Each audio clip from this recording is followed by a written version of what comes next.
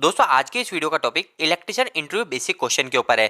दोस्तों अगर आप इलेक्ट्रिशियन का इंटरव्यू देने जा रहे हो तो आपके लिए यह वीडियो काफी कारगर होने वाला है, क्योंकि दोस्तों इस वीडियो के अंदर मैं अपने प्रैक्टिकल नॉलेज से आपके लिए कुछ क्वेश्चन लेके आया हूँ जो हमसे अधिकतर इंटरव्यू में पूछे जाते हैं। तो दोस्तों ये हमारे सामने 7 क्वेश्चन है जो कि काफी इंपॉर्टेंट है और बार बार यही क्वेश्चन दोहराए जाते हैं अगर आप इलेक्ट्रिशियन का इंटरव्यू दे रहे हैं। तो दोस्तों सबसे पहले क्वेश्चन पे आते हैं कि एमसीबी, जो हमारे सामने एमसीबी है और ये हमारे सामने फ्यूज है, आखिर इन दोनों में अंतर क्या होता है। दोस्तों हमसे बहुत बार पूछा जाता है ये क्वेश्चन कि एमसीबी और फ्यूज में क्या अंतर है, और दोस्तों बहुत सिंपल है। देखो दोस्तों जो हमारे सामने फ्यूज है, इस फ्यूज को बोलते हैं दोस्तों एचआरसी फ्यूज।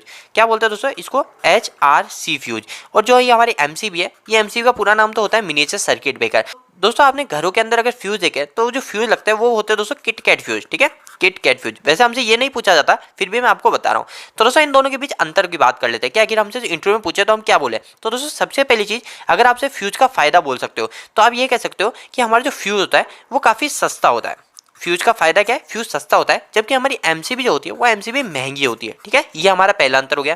दूसरी चीज दोस्तों, फ्यूज का अंतर और एमसीबी में अंतर यह है कि जैसे कभी कोई फॉल्ट होता है, जैसे कोई हमारा इलेक्ट्रिकल फॉल्ट होता है, तो हमारा जो फ्यूज होता है उसको हमको रिप्लेस करना पड़ता है, मतलब इसकी वजह दूसरा फ्यूज लगाना पड़ेगा। जबकि हमारी जो एमसीबी है, ये एमसीबी को हम रीयूज कर सकते हो, मतलब हम इसको वापस से उपयोग में ले सकते हैं। इसके अलावा दोस्तों इन दोनों के बीच जो अंतर है वो तीसरा काफी इंपॉर्टेंट है, जो अगर आप बोलोगे तो ये दोनों बोलने की भी जरूरत नहीं है। वो है दोस्तों हमारी जो एमसीबी होती है वो एमसीबी हाई सेंसिटिव होती है। अब हाई सेंसिटिव का मतलब क्या होता है दोस्तों?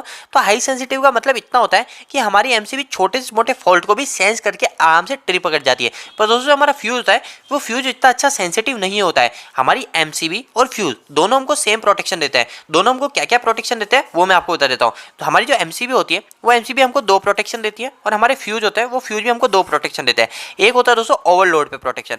ओवरलोड का प्रोटेक्शन मतलब जैसे हमारा जो फ्यूज है ये 4 एम्पियर का है, और अगर 5 एम्पियर इसमें से निकलेगा तो ये बंद हो जाएगा, यानी ये इसका तार उड़ जाएगा, और हमारी एमसीबी हमको ये प्रोटेक्शन देती है। इसके अलावा दूसरी प्रोटेक्शन होती है वो होती है दोस्तों शॉर्ट सर्किट प्रोटेक्शन।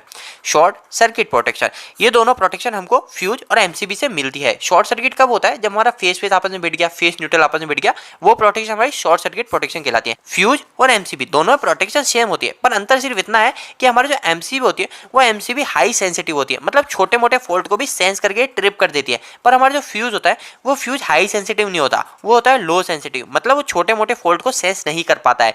और दूसरी चीज मैंने आपको कुछ और अंतर बताएं, आप ये भी बता सकते हो। इसके अलावा दोस्तों सेकंड क्वेश्चन पे आते हैं कि इलेक्ट्रिक से लगी आग को कैसे बुझाएंगे। दोस्तों काफी इंपॉर्टेंट क्वेश्चन है, ये सेफ्टी के नजरिए से पूछा जाता है। मतलब भविष्य में हमारे इलेक्ट्रिकल में आग लग गई, हमारे कोई शॉर्ट सर्किट हो रहा है और कंटिन्यूसली हो रहा है, उससे आग लग रही है, तो आप क्या करोगे? तो दोस्तों इलेक्ट्रिक से लगी आग को कैसे बुझाएंगे, इसका आंसर सिर्फ एक लाइन का ही है। सबसे पहले आप ये बोलेंगे कि हम रेत व मिट्टी का उपयोग करेंगे अगर हमारे पास में कोई भी इक्विपमेंट नहीं है।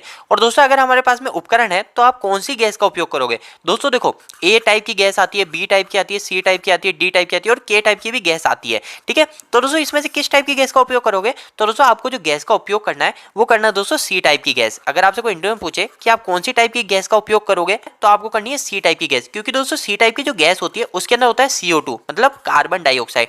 तो दोस्तों इन दोनों के अलावा हमसे तीसरा क्वेश्चन काफी इंपॉर्टेंट बार बार पूछा जाता है, वो होता है दोस्तों वोल्टेज और करंट में क्या अंतर होता है। दोस्तों ये काफी डिफिकल्ट लगता है, पर आप इसको एक बार समझेंगे तो ये काफी आसान है कि आखिर वोल्टेज और करंट इन दोनों में क्या अंतर है। तो दोस्तों देखो, वोल्टेज और करंट, ठीक है, वोल्टेज और ये हो गया है हमारा करंट। तो दोस्तों इन दोनों में अंतर बहुत ही सिंपल है कि हमारा जो वोल्टेज होता है वो एक तरीके होती है ताकत। देखो आपको मैं समझाता हूं, जैसे हमारे घर का जो पंखा है, ठीक है, ये हमारे घर का कोई भी फैन है, ये हमारे घर का फैन है। तो दोस्तों अगर इसमें पूरे वोल्टेज आएंगे ना, जैसे इस फैन के जो वोल्टेज है 220 वोल्टेज है, अगर वो 220 वोल्टेज पूरे आ रहे हैं तो ये पंखा इसकी फुल स्पीड के साथ घूमेगा, जो भी इस पे स्पीड सेट है। पर दोस्तों अगर इसके अंदर 180 वोल्टेज ही हम दे रहे हैं तो ये जो पंखा है ये पंखा धीरे स्पीड में घूमेगा। तो दोस्तों हमारा जो वोल्टेज होता है वो एक तरीके की ताकत होती है, और जो हमारा करंट होता है वो करंट होता है धारा। धारा का मतलब दोस्तों बहने की धारा। बहने की धारा का मतलब जो हमारे जो इलेक्ट्रॉन होते हैं वो इलेक्ट्रॉन कितने फ्लो कर रहे हैं वो हमारा करंट कहलाता है। अब दोस्तों इसको और भी आसान शब्दों में समझाता हूं। जैसे हमारे एक वायर है, ठीक है, ये वायर है, और मैं और समझाने के लिए यहाँ पे एक पाइपलाइन बनाता हूँ। ये एक पाइपलाइन है, बहुत ही सिंपल है, वाटर से संबंधा। तो दोस्तों देखो, यहाँ से मैंने इसके अंदर पानी भेजा, ठीक है, ये हमारे इसके अंदर पानी भेजा। तो दोस्तों यहाँ पे जो पानी गिर रहा है वो तो हो गया हमारा करंट, कि कितना पानी गिरा इस साइड हमारा कितना पानी गिरा, वो तो हो गया हमारा करंट। पर दोस्तों ये पानी कितना धक्का दे सकता है, जैसे यहाँ पे कोई भी चीज पड़ी है, जैसे यहाँ पे हमारा एक पेन पड़ा है, तो इस पेन को कितनी ताकत से फेंक सकता है, तो वो है दोस्तों वोल्टेज। इसकी ताकत जो है पानी की वो है वोल्टेज, और हमारा पानी कितना गिर रहा है वो है करंट। इसी तरह दोस्तों अगर आपको इंटरव्यू में पूछे तो आपको क्या बोलना है, इंटरव्यू में तो आप ऐसे नहीं बोल सकते ना पानी का धक्का, या ऐसा तो नहीं समझा सकते। तो आप दोस्तों या तो आप कह सकते हो कि वोल्टेज जो है एक तरह की ताकत। अगर आप थोड़ा इंटरव्यू में इंग्लिश में बोलना चाहते हो, ये कह सकते हो कि वोल्टेज तो होता है इलेक्ट्रोमोटिव फोर्स, इलेक्ट्रोमोटिव फोर्स, यही इसकी पूरी डेफिनेशन है कि वोल्टेज क्या है, वो है इलेक्ट्रोमोटिव फोर्स। और दोस्तों अगर दूसरी चीज आपसे पूछे कि करंट क्या है, तो करंट को मैंने आपको बताया कि हमारी धारा होती है, तो आप ये कह सकते हो बहने की धारा, बहने की धारा, या फिर आप इंग्लिश में कहना चाहो तो फ्लो ऑफ इलेक्ट्रॉन करंट कहलाता है। तो दोस्तों आपका थर्ड क्वेश्चन भी क्लियर हो गया होगा कि वोल्टेज और करंट में क्या अंतर होता है। तो दोस्तों फोर्थ क्वेश्चन पे आता है कि आखिर मेगर का उपयोग क्यों किया जाता है। तो दोस्तों इसका क्वेश्चन आपसे ये भी पूछा जा सकता है कि मेगर क्या होता है, वे मेगर का उपयोग क्यों किया जाता है। तो दोस्तों देखो मेगर क्या होता है, मेगर सिर्फ एक तरह का होता है हमारा insulation tester, insulation tester, insulation tester भी कहते हैं, या फिर कहीं कहीं पे बोल सकते हैं कि हम रेजिस्टेंस टेस्ट कर सकते हैं, ठीक है। तो दोस्तों रेजिस्टेंस टेस्टर या इंसुलेशन टेस्टर क्या होता है, एक बार आप इसको समझ लीजिए ताकि आपके लिए काफी इजी हो जाएगा। तो दोस्तों देखो क्या होता है, जैसे हमारा ये टेस्टर है, ठीक है, ये हमारा एक टेस्टर है। तो दोस्तों देखो यहाँ पे अगर मैं इसमें करंट लगाऊंगा, यहाँ पे अगर मैंने इसको करंट से छुआ, तो मेरा वो जो करंट है वो करंट इसके अंदर जो पूरी रोड है, इस रोड के अंदर फैलेगा, ठीक है, यही है। पर दोस्तों मेरे को कभी चेक करना है कि मेरा जो ये है इंसुलेशन, इसको बोलते हैं दोस्तों इंसुलेशन, तो ये इंसुलेशन कहीं फेल तो नहीं हो गया। तो मैं क्या करूंगा, यहाँ पे एक मेगर की लीड लगाऊंगा और यहाँ पे एक मेगर की लीड लगाऊंगा। तो ये मेगर की लीड क्या करेगी, तो इसमें और इसमें क्या रेजिस्टेंस है, तो दोस्तों अगर रेजिस्टेंस ज्यादा होता है तो हमारा करंट फ्लो नहीं करता, इसका रेजिस्टेंस क्या होता है, ज्यादा होता है, इंसुलेशन का रेजिस्टेंस हमेशा ज्यादा होता है। तो दोस्तों अगर आपसे कोई पूछे कि मेगर क्या होता है और मेगर का क्यों उपयोग किया जाता है, तो आप कह सकते हो मेगर हमारा इंसुलेशन टेस्टर होता है, हम उससे रेजिस्टेंस टेस्ट करते हैं किसी भी चीज का। और इसका उपयोग कहाँ किया जाता है, तो दोस्तों मोटर को टेस्ट करने के लिए कर सकते हैं, या फिर हमारे केबल का इंसुलेशन टेस्ट करने के लिए कर सकते हैं, यानी हम कहीं पे भी इंसुलेशन टेस्ट करने के लिए मेगर का उपयोग करते हैं। तो दोस्तों पांचवें क्वेश्चन की तरफ आते हैं, मोटर कितने प्रकार की होती है। तो दोस्तों कभी भी आप इंटरव्यू देने जाते हैं तो आप हमेशा यही कहते हैं कि हमारी मोटर दो प्रकार की होती है, एक होती है हमारी एसी मोटर और एक होती है हमारी डीसी मोटर। पर दोस्तों आगे से ध्यान रखिएगा, अगर आपको इंटरव्यू में क्लियर होना है, अगर आपके चांस आपको बढ़ाने हैं, तो आप कहिएगा मोटर हमारे तीन टाइप की होती है, एक एसी मोटर होती है, एक डीसी मोटर होती है और एक स्पेशल मोटर होती है। अब ये स्पेशल मोटर क्या होती है, तो दोस्तों स्पेशल मोटर में कुछ अलग मोटर होती है। एसी मोटर के अंदर तो आपको पता है इंडक्शन मोटर हो गई, डीसी मोटर के अंदर आपको पता है कि शंट मोटर, ये तो सब हो गई। पर स्पेशल मोटर के अंदर कुछ ऐसी मोटर आती है जो एसी से भी चल जाती है और डीसी से भी चल जाती है। अगर मैं आपको कुछ एग्जांपल बताऊं तो हो गई एक यूनिवर्सल मोटर। अब ये यूनिवर्सल मोटर जो होती है ना दोस्तों, वो एसी से भी चलती है और डीसी से भी चलती है। कभी भी आप इंटरव्यू देने जाए तो आप यही कहिएगा कि एक एसी मोटर होती है, एक डीसी मोटर होती है और एक होती है स्पेशल मोटर। तो दोस्तों इससे आपके चांस इंटरव्यू में पास होने काफी हद तक बढ़ जाएंगे। और दोस्तों अगर आपको ये जानना है कि मोटर कितने टाइप्स की होती है, तो इसके ऊपर मैंने ऑलरेडी एक वीडियो बना रखा है, आप हमारे चैनल को विजिट कर सकते हैं, या फिर आप मुझे कमेंट बॉक्स में कमेंट करके बता सकते हैं।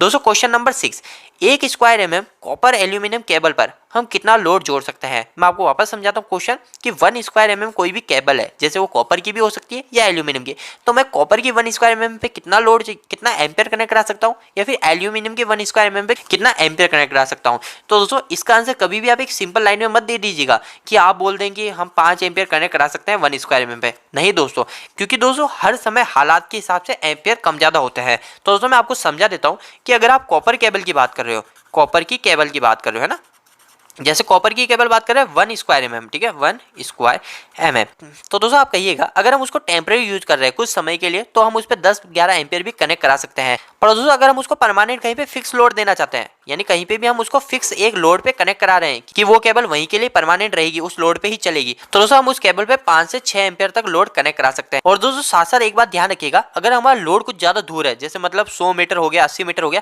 यानी इतना दूर लोड है, तो हम क्या करते हैं दोस्तों, हम हमारी जो कॉपर की केबल होती है, हम मान के चलते हैं कि एक स्क्वायर एमएम हमारी only for 4 ampere he load connect कराएगी। तो दोस्तों आगे से ध्यान रखिएगा, कभी भी आपसे क्वेश्चन पूछता है तो आप एक सीधी लाइन में आंसर मत दे दीजिएगा कि 4 एम्पियर हम कनेक्ट करा सकते हैं। दोस्तों बहुत गलत है, क्योंकि हर समय हालात के हिसाब से हमारे कॉपर की केबल या कोई भी केबल होती है उसके अंदर हमारा करंट हमेशा वेरी करता है। तो दोस्तों आप एल्यूमिनियम की बात कर रहे हैं कि एल्यूमिनियम केबल के अंदर आप क्या कहेंगे, तो दोस्तों वही चीज, अगर हम कोई टेम्परेरी लोड कनेक्ट करा रहे हैं, टेम्परेरी लोड में हम 6 से 8 एम्पियर हमारी एल्यूमिनियम केबल को दे सकते हैं। और अगर हम कहीं पे फिक्स लोड में कनेक्ट करा रहे हैं तो हमारी जो एल्यूमिनियम केबल है हमारी 4 से 5 एम्पियर लोड कनेक्ट करा सकते हैं। और दोस्तों एक चीज का ध्यान रखिएगा, कभी भी हम ज्यादा दूर कनेक्ट करा रहे हैं, मतलब 100 मीटर या 80 मीटर की रेंज में करा रहे हैं, तो हम उस पर ओनली फॉर 2 या 3 एम्पियर 1 स्क्वायर mm केबल पे ही कंसीडर करते हैं। तो दोस्तों अगर आप कुछ इस तरीके का आंसर दोगे तो आपके इंटरव्यू पास होने के चांसेस काफी हद तक बढ़ जाएंगे। तो दोस्तों 7 क्वेश्चन जो कि लास्ट क्वेश्चन है हमारा कि कंडक्टर और इंसुलेटर में क्या अंतर होता है। तो दोस्तों जो कंडक्टर और इंसुलेटर में अंतर बहुत ही सिंपल है। जैसे हमारे टेस्टर है, इस टेस्टर के अंदर का जो ये सिरा है ये है हमारा कंडक्टर, और जो ऊपर का सिरा है ये हमारा इंसुलेटर। देखो दोस्तों हमारा जो वायर होता है, जैसे हमारा वायर है तो इस वायर के ऊपर तो होता है जो इंसुलेटर होता है, और जो अंदर जो कॉपर है वो कॉपर है हमारा कंडक्टर। ठीक है, ये हो गया हमारा कंडक्टर। तो दोस्तों आखिर इन दोनों में अंतर क्या होता है। तो दोस्तों देखो अंतर ये होता है कि हमारा जो कंडक्टर होता है, इस कंडक्टर में से हमारा करंट इधर से इधर फ्लो करता है। जैसे मेरा ये पूरा एक लंबा कंडक्टर है, ठीक है, ये हमारा पूरा तार है, तो ये पूरा कंडक्टर है और इसके ऊपर मैंने इंसुलेटर लगा रखा है। इधर मैंने इसमें फेस जोड़ा तो मेरा जो फेस है वो मेरा इधर भी मिल जाएगा, मतलब मेरा करंट फ्लो होएगा आपस में। और जो हमारा इंसुलेटर होता है, तो इंसुलेटर में अगर मैंने इधर फेस जोड़ा, हमने इधर करंट दिया तो हमारा करंट इधर भी नहीं पहुंच पाएगा। इंसुलेटर का यही फर्क होता है। तो दोस्तों कंडक्टर और इंसुलेटर में यही फर्क होता है। कंडक्टर एक तरह का चालक होता है, चालक का मतलब दोस्तों करंट एक जगह से दूसरी जगह तक पहुंच जाएगा। पर दोस्तों हमारा जो इंसुलेटर होता है, इंसुलेटर का मतलब ये होता है हमारी सेफ्टी के लिए उपयोग करता है। जैसे यहाँ पे करंट लगाया तो वो यहाँ पे नहीं पहुंच पाएगा। अगर मैं आपको थोड़ा एग्जांपल दूं तो हमारे जो भी वायर है, जो भी हमारे कॉपर है, एल्यूमिनियम है, जो भी वायर है वो हमारे कंडक्टर होते हैं। और इंसुलेटर की बात करें तो इंसुलेटर में जैसे हमारा ये रबड़ हो गया, हमारा गिलास हो गया, प्लास्टिक हो गया, ये सब हमारे इंसुलेटर में आते हैं। तो दोस्तों ये कुछ बेसिक क्वेश्चन थे जो आपके होने वाले अगले इंटरव्यू में काफी काम आने वाले हैं। दोस्तों यह वीडियो आपको कैसा लगा, इस वीडियो को लाइक करके जरूर बताइएगा। अगर आपको कोई भी सवाल इस वीडियो के प्रति या फिर इलेक्ट्रिकल से जुड़ा है तो आप मुझे नीचे कमेंट बॉक्स में कमेंट करके पूछ सकते हैं। इलेक्ट्रिकल वीडियोस अगर आप हिंदी में देखना पसंद करते हैं, आज ही इस चैनल को सब्सक्राइब कर लीजिए। आज के लिए इतना ही, धन्यवाद।